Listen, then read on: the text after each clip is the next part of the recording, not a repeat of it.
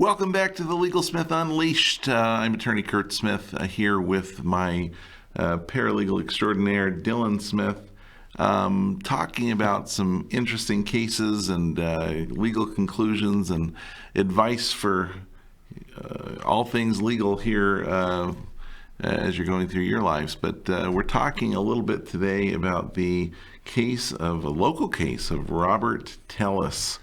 Yeah, you remember Robert that case, Tellis. Dill? You know, I didn't really follow this case, but I've been reading about it, and it's pretty crazy. Yeah. So Robert Tellis was the public administrator here in Las Vegas, Clark County, sorry. And the public administrator is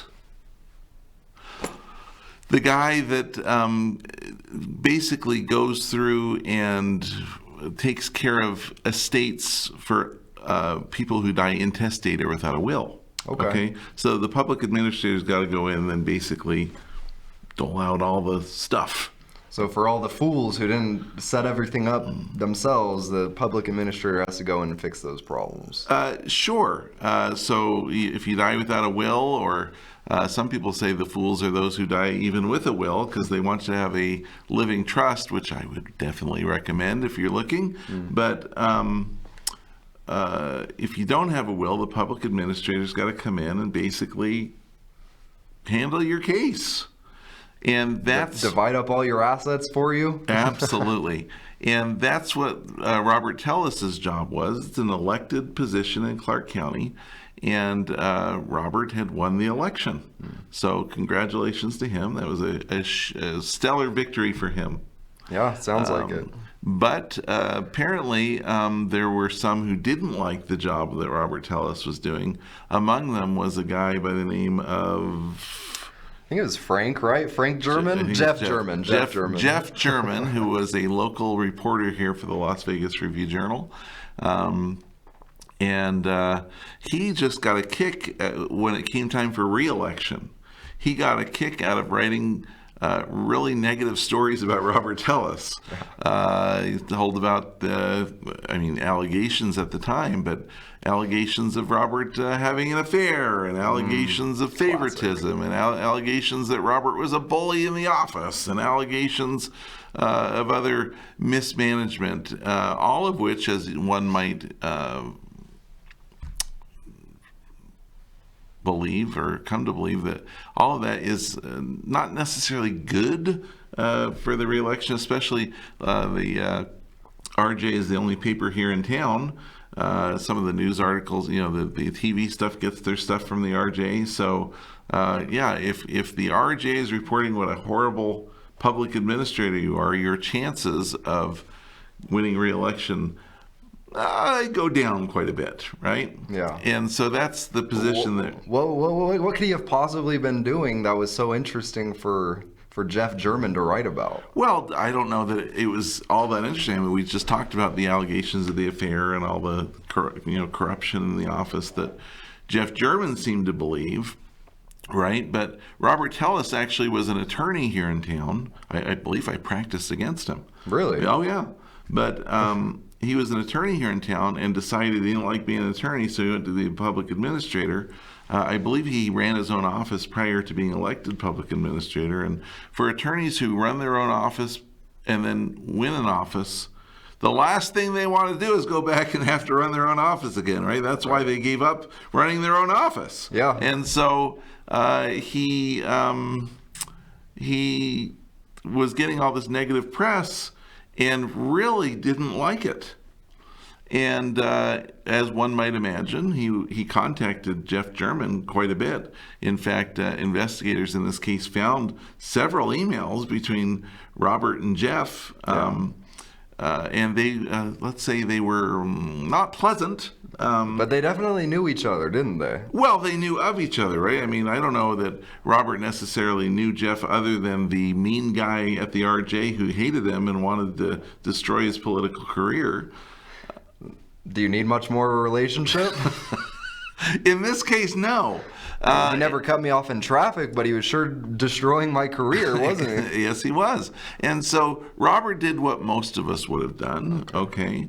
He did some internet research, figured out exactly where Jeff German lived, pulled up. Investigators in this case found hundreds of pictures of Robert's home from Google Earth, every angle. They found map directions of how to get to his house, and they apparently didn't live that far from each other. It's not. I mean, Vegas is big, but it's not that big. But it's still, about 15 minutes away. Not really that bad. It's an island in Vegas. Absolutely, and so. To the untrained eye, no one would know, and I guess no one would even possibly consider what one might do, or what, the possibilities. Maybe he was going to go play a prank on Jeff German. Maybe. Maybe he was going to light a flaming bag of poo on his doorstep and slam on the door. Knock on the door and run away. Yeah. But instead, Robert decided to pull an OJ, and as the allegations in the OJ case, I don't know about OJ himself, but went over to Jeff German's house. Rest in peace, by the way. Early morning, and not early morning, I mean 9 o'clock-ish, 8 o'clock, 9 o'clock, and killed him. So that's the case of Robert Tellis, and interesting case, and investigators didn't know what to do because this is a kind of an older guy in his home in a little secluded neighborhood, and so I found it fascinating how they figured out who this was, and apparently the police kind of put out a little thing, hey, your neighbor died. If anybody knows anything about why this might have happened, please let us know. And the tips start coming in, hey, you might want to look at Robert Tellis. Okay? Oh, really? Oh, yeah. Because apparently Mr. German and Mr. Tellis really didn't like each other very much. And so the police started looking into it, and sure enough, they find the articles, and then they investigate the deceased computer. They find the emails, right? And so they start looking into it, and they start trying to figure out what happened, and now they start looking for surveillance footage. Now, this was really fun because what they ended up finding on the morning of the murder was a maroon SUV, like a suburbanish type thing, Durango, something like that, that kind of came up to the house, and some guy in a big old sun hat, sombrero looking thing, with some sneakers and some pants and a real loud shirt, pulled up right in front of Robert Tellis' house, and it was determined that was at about the time or after the murder. And so here's prime suspect number one, and then they found other footage earlier than that with that same guy in the sombrero-looking thing, walking, kind of casing the house that same morning. Now they start looking at, okay, this is Robert Tellis. We know about when this was committed. And they start looking for footage all over town. And they find footage like Ring doorbells and stuff of Robert Tellis' house. And it turns out you would never guess what Robert Tellis drives. What? A maroon SUV. I don't know. I think it was his wife's car. I'm not sure. Well, maybe. But they had one that looked exactly like the one that went to German's house. And they pieced it together, and they basically had a lot of footage of this maroon SUV going through town and then coming up and parking down the street from German's house. And then this guy comes up, goes into German's yard, comes back and leaves, and then pulls back up in front, and the same guy comes out, or gets out of the car, goes into German's yard, comes back out, apparently leaves German's garage door open for some reason, And Just let the gardeners in. And had to change the watering schedule. Well, yes. Listen, that's a big thing here in Las Vegas. So, and they figured it out, and then they got search warrants, and they searched Robert Tellis's house, and what did they find? They found a pair of the same shoes that the murderer wore, and I believe the hat or the shirt. Oh, wow. The shirt or the pants underneath his couch. But weirdly, oddly, one of the shoes was looked like it had gone through a blender. Half of the shoe was still there, and half of it was kind of chopped up as if it was put in a blender. And pieces of the straw hat and the clothing was hurriedly stuffed under the retractable couch as it went up. Okay. You could shove stuff under there and put the couch back down. Yeah. That they found all that.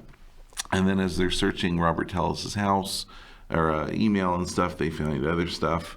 And as they're questioning Mr. Tellis about what happened, he says, well, listen, it couldn't have been me because I was at home. I just went out and took a walk. And they're like, well, it's curious because, your phone, we tried to trace your phone. We couldn't really figure out what was going on. And he said, well, I left my phone at home, and that's why nobody could get a hold of me. There was a couple calls came in, but I didn't know about them because I was taking a walk without my phone. And so they decide that Robert Tellis is their guy, and they arrest him. And on or about October 2022, they start the case. And Robert hired a local law firm, maybe not the biggest law firm in town, but they're pretty well known. Hires a local law firm to be his attorney, and not too long into the case decides, you know what, I've hired these guys, but what do they know I don't know? Sure, he's an attorney himself. He's an attorney himself. Self-representment. I'm going to represent myself, he says. And so he decides to fire the attorney's office and represent himself. Now, you've heard the expression. Go ahead and tell me. He who represents himself in court has a fool for a client. Okay? It's not a good idea. Okay? Let me explain why. So, when you're representing yourself in court, and this is criminal court, but it's also any other kind of court, okay? Like when you hire an attorney, let's say you were to hire Dylan, which you can't because he's only a paralegal. You can't hire him. But if you were to hire an attorney, on the cheap, if you were to hire an attorney and they say something in court, that's just the attorney talking. They make a mistake, it's just the dumb attorney. Who cares about that? When you say it, it's evidence, okay? Yeah. When you say it and you slip up, you make a little mistake on a date or a name or a time, boom, that's evidence against you. It's not a great idea. And this case lasted, I think its sentencing was this year, wasn't it? Or late last year. It was at the end of last year, right? One of the two. Yeah. No, 2020, well, that's the transcript. Yeah, 2024. So it lasted about 2 years. The odds of you going into court every single time and not making any missteps is not a very good chance. So he files to represent himself, and the Judge Michelle Levitt, here in town, really lays into him. And she's like, look, you really don't want to do this. It's not a good idea. And he's like, yeah, but I'm an attorney. And she goes, you're not a criminal attorney. I've never seen you before in my court. And he's like, well, no, but I'm an attorney. What do they know that I don't know, right? And the judge is stupid. She doesn't know what she's talking about. What a moron, right? And so he says he's going to represent himself, and after quite a lengthy hearing, he decides he's still going to do it. But he gets so angry with Judge Michelle Levitt, he does what every boneheaded court participant does when a judge says something they don't like. What do you do? he files to kick her off the case. Disqualified Judge Michelle Levitt for bias. Yeah. So let me explain. There's a couple ways to get a judge off a case, okay? Okay. At the very beginning of the case, I can file what's called a peremptory challenge against the judge, okay? And peremptory challenge is a fantastic tool because, for example, if you know that a certain judge doesn't like bald public administrators, that they're accused of murder, maybe you want a different judge. So you roll the dice, because there's lots of judges here in town, roll the dice, file a peremptory challenge. It automatically kicks the judge off the case. Okay. And you can pretty much do that up until, like, the first hearing in the case, or until there's some kind of ruling. Once the judge rules, you're done. There's a couple exceptions to that, but once the judge kind of gets going with the case, you can't file that peremptory challenge anymore. So that's one of the cool kind of things, and each side can do one once. So let's say we get Judge Michelle Levitt. You hate Judge Michelle Levitt. I don't know why. She's a nice lady, but you hate her, and so you filed to get a peremptory challenge, get her off the case, and then we get Judge Billy Bob Thornton, and no relation to the actor, and then the other side goes, oh, I don't want Billy Bob, right? I want somebody else. So they file. Each side can file one, but exactly one peremptory challenge, and kick the judge off the case. Okay. So, and it happens all the time. Judges don't get upset by that, okay? Now, in cases where there's multiple parties, multiple plaintiffs, or multiple defendants, each side can only do that one time. So even if there's 15 defendants on there, if one person does a peremptory challenge, and that's it, the defense only gets one peremptory challenge, even if there's 50 defendants, and they're like, well, I don't like the new guy. Tough, you get the new guy. So, but with a motion to disqualify, you're saying this judge is biased against me. And the rules for disqualification, by the way, are such that let's assume it's true. Let's assume that through the hearings, Robert Tellis became convinced that Judge Michelle Levitt didn't like him. Okay. That's not bias. That's stuff she learned during the trial, right? Like, she's like, oh, public administrators, oh, and you're going to represent yourself, oh, and whatever else he's doing, he's picking his nose in court, or he's falling asleep in court. She's allowed to not like him for that. Right. Because she learned that during the court process. What the bias really is my next door neighbor is a judge, and we ended up getting thrown into the court where my next door neighbor is, and we've had a dispute for years, and we never liked each other. That's the case where you would disqualify, but the judges are usually going to disqualify themselves at that point. But in a motion to disqualify the judge, not only are you doing that and saying this judge is biased and didn't recuse herself, but the judge then has to go in and file an opposition. So you're taking up their time trying to defend themselves in front of the chief judge, who's got to hear all these things. Now, how many?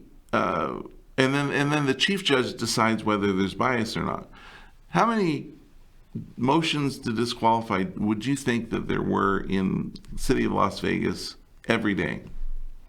1,000. 1,000's a little much, but there are 15, 20, 30, right? Every time I go to one of those hearings, it's full, and I've been to quite a few of those hearings, right? And how many of those types of cases do you think the chief judge says, yes, I agree, the judge is biased? Probably not very many. It's minuscule, like less than 1%, right? So what you've done is you've really made the judge angry with you, angrier than maybe they were already, and then you lose, and then you get to go back in front of the angry judge and say, well, here I am, let's rule fairly for me. Now the judge, they're going to be extra careful and probably not display any overt bias at that point, but in a close call, I don't know. So Robert Tellis, as the great attorney that he is, certainly the great criminal attorney that he is, he didn't file one motion to disqualify. He filed two. if you're trying to get on the judge's good side, not the best idea, okay? He actually did represent himself mostly throughout these proceedings, fired the other firm, had the public defender, but the public defender was kind of on standby. They weren't really helping. They were... Right. But then some things came out, and it turns out he had a lot of money, or at least the allegation was, and so he wasn't entitled to the public defender anymore. And so right before trial, he decides to hire a very prominent criminal attorney here in town. Good move. Yeah. I applaud Robert Finally Tellis. did something right. Finally, he did something right. And if you watch this case, it was a really fascinating case because it just seems like the police had him almost from day one, right? Yeah. They asked if anybody knew anybody that might want to do this. It came out, Robert Tellis's name came up, and from there they built a case, and the evidence was just, I mean, from the Maroon SUV leaving his house, going to German's neighborhood, driving back, Robert Tellis being there, and all of the phone calls and all of the evidence they found under his couch, and it just seemed like they had him dead to rights from day one. And I think they did, and I think it's really hard to get any other story to stick. I mean, this guy dies, right? This Jeff German guy. The reporter. The reporter. He dies in his house, stabbed to death.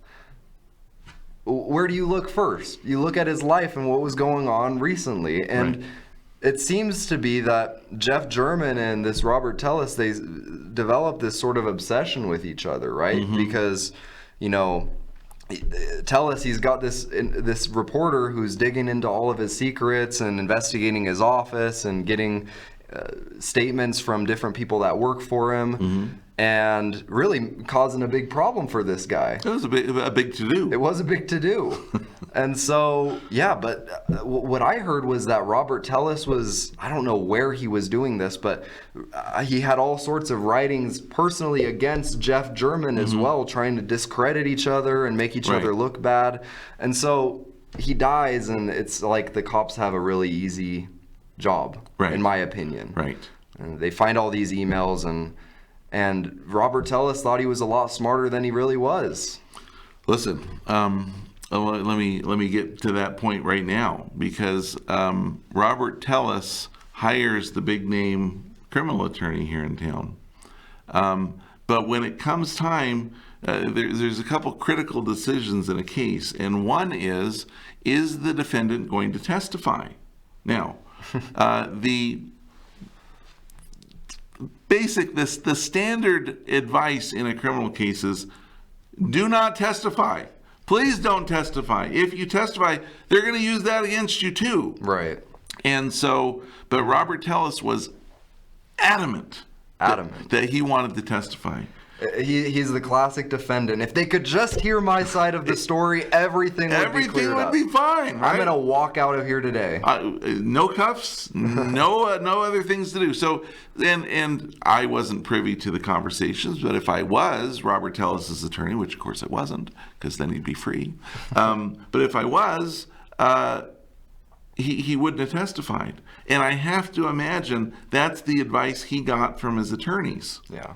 And probably the advice that led him to keep asking to get him thrown off of his case or firing them. No, that was a different firm. Oh. So this is the big name attorney here in town, okay? And so he says he's going to testify, and there's some angst in the courtroom.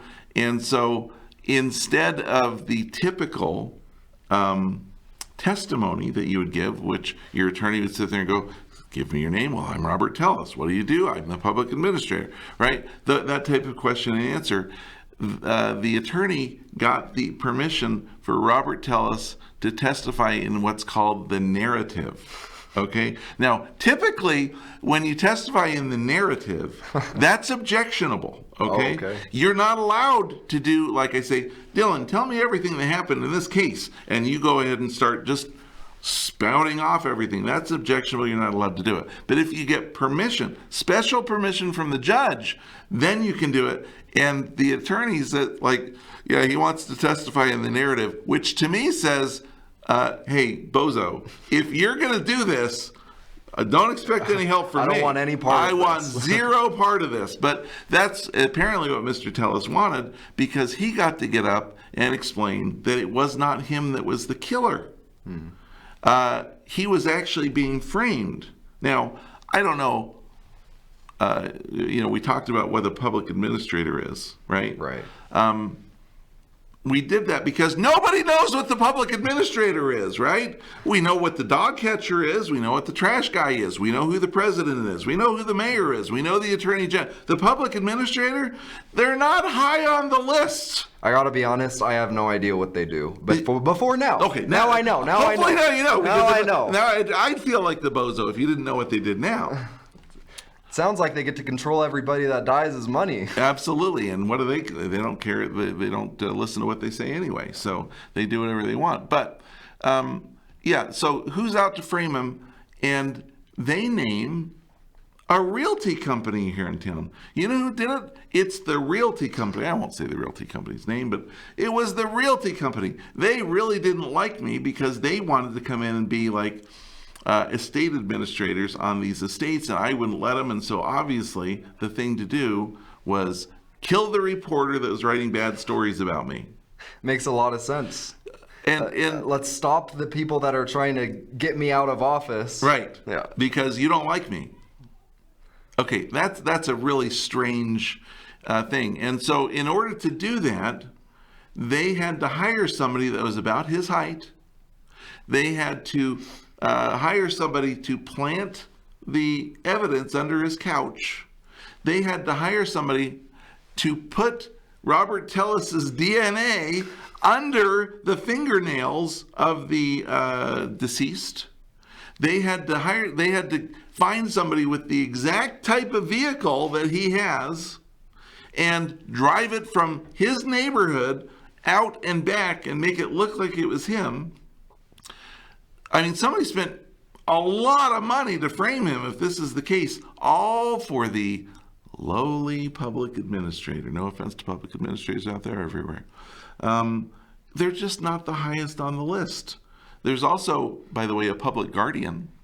I don't know if anybody knew that, but there's these kind of lesser known public officials, not the kind of guy one might want to frame. And so Robert gets on the stand and he testifies all about his theory about how this works. And I've got to be honest. Do you remember the name of the DA that prosecuted this guy? Or No, I don't. Can't remember his name either. But I actually watched the hearing, and I got to tell you, this DA was fantastic. Yeah? He was really good. How'd he get him? Well, they had him already, Yeah. okay? But then they went through the case with Robert, and here's, the guy that got convicted up there, and they're asking him, how do you think this happened? He's like, I don't know, well, they had an SUV that looked like the one from your house. Yeah, somebody must have gotten one exactly like mine. Okay. So they had to really know who you were and what kind of cars you had and which one you might be driving that day.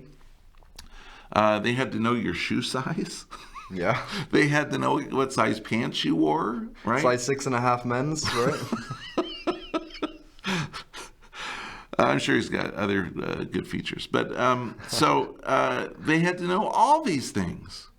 Somebody spent a lot of money to do this. Does that even make sense? And riddle me this, Mr. Tellis. How did your DNA get underneath the fingernails of this guy? Well, the police must have planted it.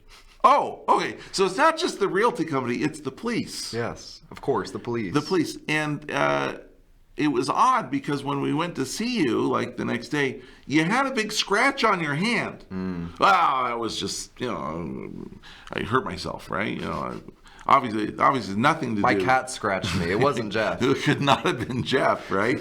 And How'd this guy's DNA get? How'd your DNA get under his prints? I don't know. His cat must have scratched me pretty good.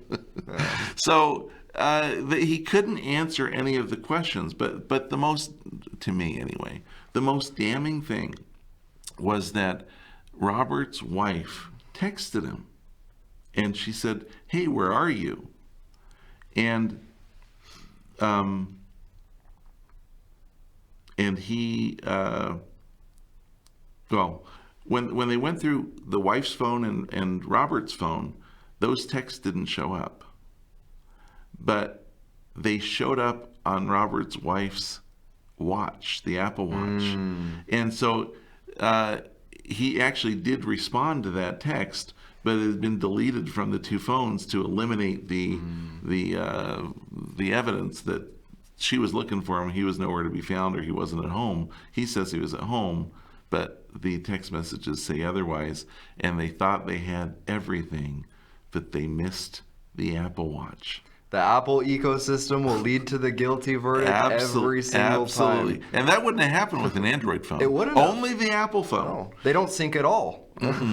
So yeah, it was a fascinating case, and the cross-examination of Robert himself on the stand once again proved the maxim to be true. Please don't represent yourself in court. It's not a good idea. If you're being accused of a crime, you probably shouldn't testify unless you really weren't guilty. He is still claiming he's not guilty because he's appealing the case, but he got convicted. Do you remember the sentence? Pretty sure life in prison. Life in prison. They took the death penalty off the table. Possibility of parole after 28 years or so. And Roberts, well, he's not a young man, but he'll be about Jeff German's age when he gets out, if he gets out. So, absolutely fascinating case. Any of you out there accused of a crime, please hire an attorney. It's probably a good idea. As Mr. Tellis, who is an attorney, showed us in this case, it's just not a good idea to represent yourself. That's what we've got. We're coming up on the end of our time. Don't forget to like, share, and subscribe, especially if you liked what you saw here today. And if you do like what you saw here today, leave a comment. Let us know how we did, and if there's any other fun cases you might want to hear about, and any other legal insights we can give you as we do those cases. We'll see you next time on The Legal Smith Unleashed.